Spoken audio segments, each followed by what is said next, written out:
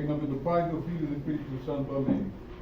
Vem do seu Consolador, Espírito de verdade, porque tua presença tudo enche tudo, tesouro e vengador da vida, vem habita em nós, purifica-nos de toda impureza e salva nossas almas, tu que és bom.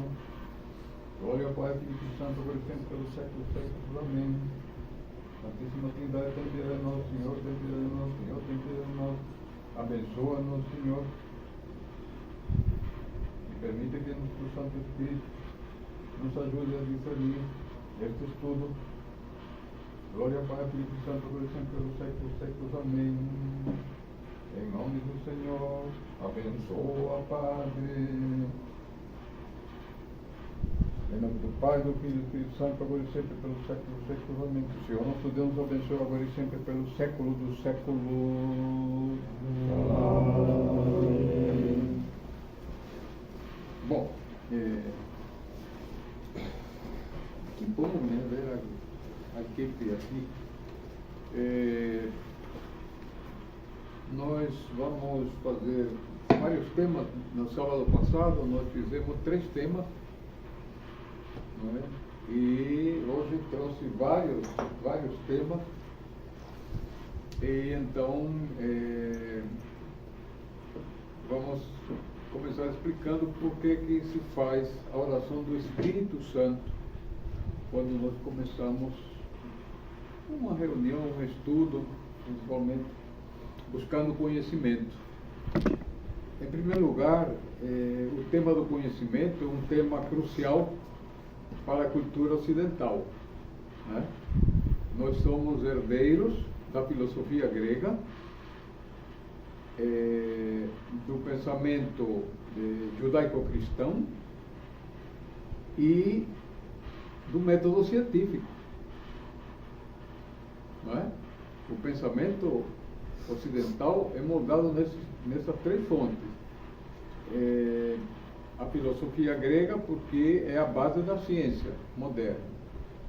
A ciência moderna, o método de conhecimento, não é? Que estuda o mundo material e chega ao conhecimento através das evidências, não é isso? E o pensamento judaico-cristão é muito mais na ética e na moral. Mas, no pensamento oriental, no pensamento ortodoxo, o conhecimento tem uma outra fonte. E então vamos aproveitar isso para fazer a diferença das 2 teologias, a teologia ocidental e a teologia oriental. Então, para o Oriente cristão, o conhecimento, ele vem de Deus. Já o conhecimento na cultura moderna e principalmente ocidental, o conhecimento é alguma coisa que pertence à pessoa, não é? E ainda tem uma outra característica fundamental, é que o conhecimento moderno, ele é baseado na racionalidade,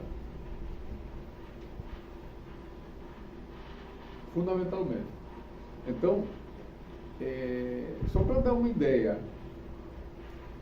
quando você estuda história ou filosofia, não é? Você vê que o pensamento filosófico, não é? Passa por cima do pensamento teológico, não é? Como se a ciência tivesse superado a teologia. Existe esse pressuposto. E outra coisa, ainda tem um divórcio entre ciência e teologia. Isso é claro, né? Por quê? Porque a modernidade, ela começa no século XII, século XIII, é um processo. Então, a modernidade, o projeto da modernidade, dá autonomia ao sujeito ou à sujeita em relação à natureza o domínio da natureza, e autonomia em relação a Deus, porque Deus é uma superstição da teologia. Então, o projeto da modernidade pretende substituir o conhecimento natural, né, a natureza, né, passa a ser compreendida, explicada e dominada. E a teologia é um conjunto de superstições, né, e que coloca o homem no centro.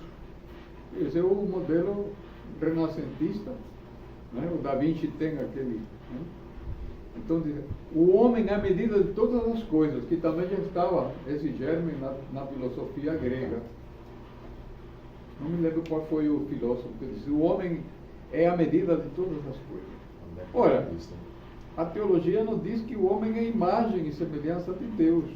É imagem, ainda não é semelhança, mas o projeto era que o homem se tornasse semelhante a Deus. Então, não é o homem que é a medida das coisas. A medida das coisas é Cristo. Por quê?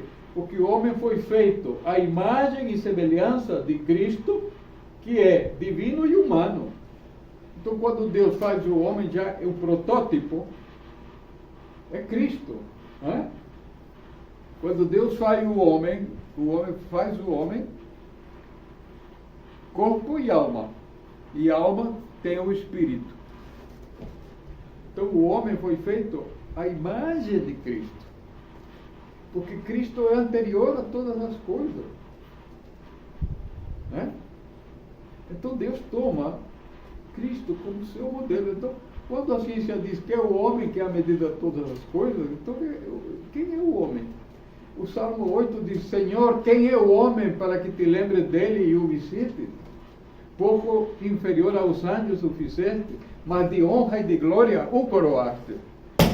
Eita! É por isso que Lúcifer ficou com ciúme, o corno, com inveja do homem, e desde o começo ele atrapalha o homem para provar a Deus que Deus se enganou, porque o homem é fraco, o homem vai trair, o homem vai pecar, o homem vai cair, ele não presta. E essa é a luta do diabo com Deus, provar que o homem não presta. Lembremos o caso de Jó.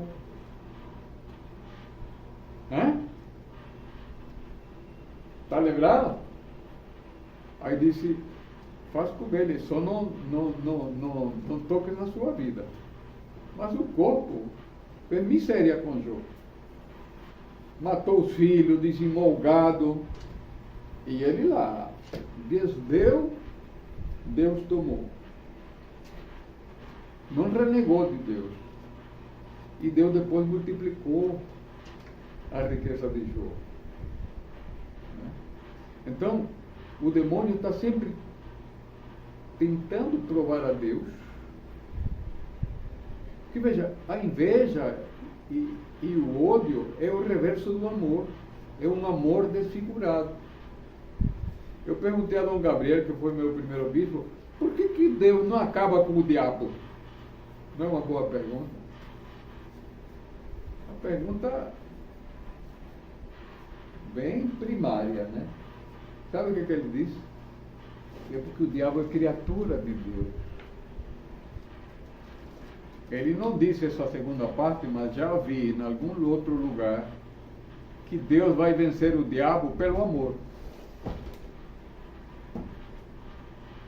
Dá para entender?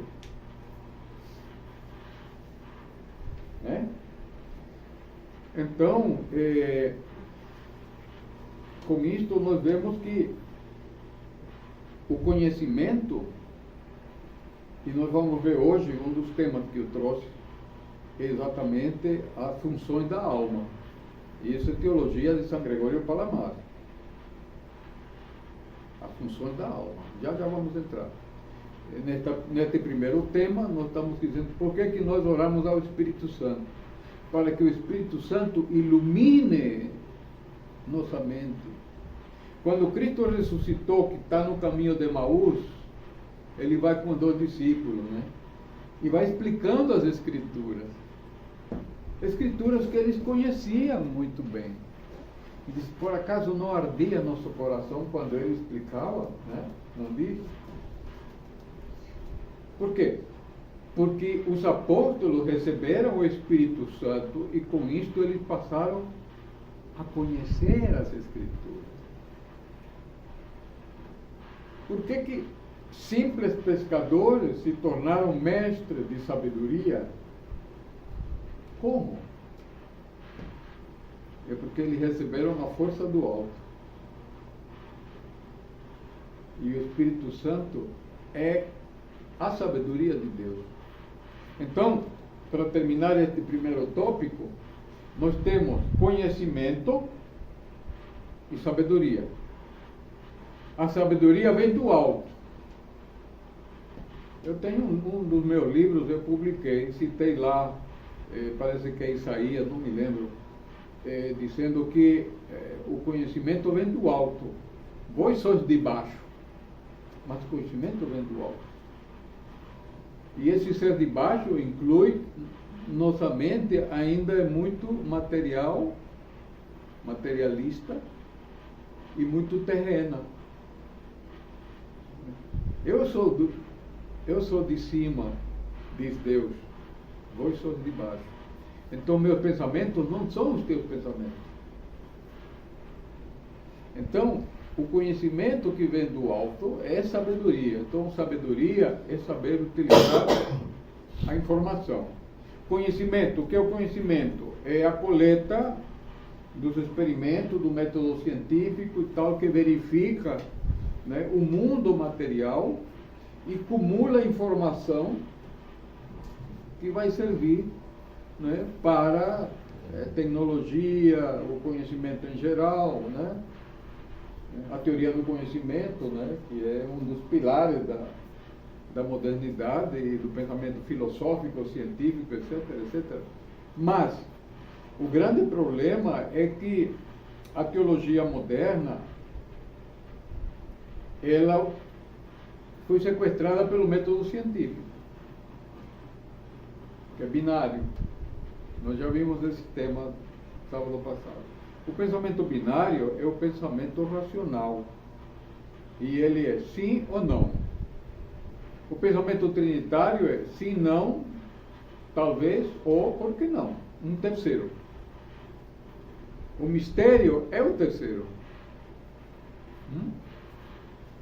Então, por isso que Deus proibiu Adão comer do fruto da árvore do conhecimento do bem e do mal.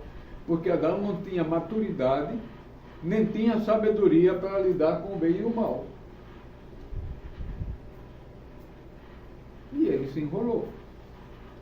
Que veja, o conhecimento da ciência, ele tem um problema, e vocês anotem logo, que vai cair na prova, é que o conhecimento, ele abstrai o problema do mal.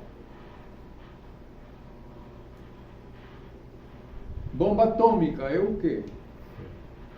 Conhecimento. Essa vacina que está sendo feita aí é conhecimento. E o mal? O mal a gente esconde. Deu para sentir? Viu? Então, todo conhecimento, ele pode ser usado para o bem ou para o mal. Então, onde está a sabedoria? Bom, aí a ciência, sai definindo, porque ela não lida com o problema do mal. Na filosofia, não se lida com o problema do mal. É por isso que hoje se acusa Heidegger de ter e pai, porque não, eu não tenho nada com isso, não. Então, quer dizer, todo conhecimento pode ser usado para o bem ou para o mal. Então, veja, isso é o dilema do conhecimento. Padre, Vou te falar. Quando o senhor fala disso, o senhor traz para a gente 300, 400 séculos de Kant até os pós-estruturalistas agora, os filósofos, dizendo exatamente isso.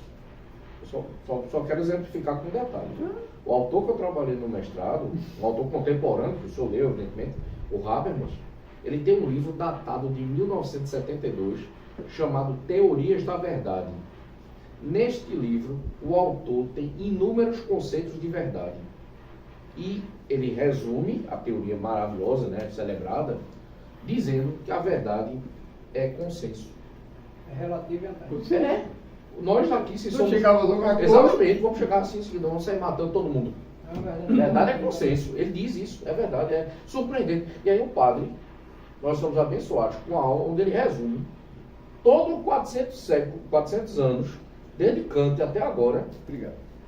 explicando que o que esse mundo se fundamenta é uma moral relativística. O padre está perfeito quando ele diz que não se discute a questão da teodiceia, do sofrimento, a questão do mal.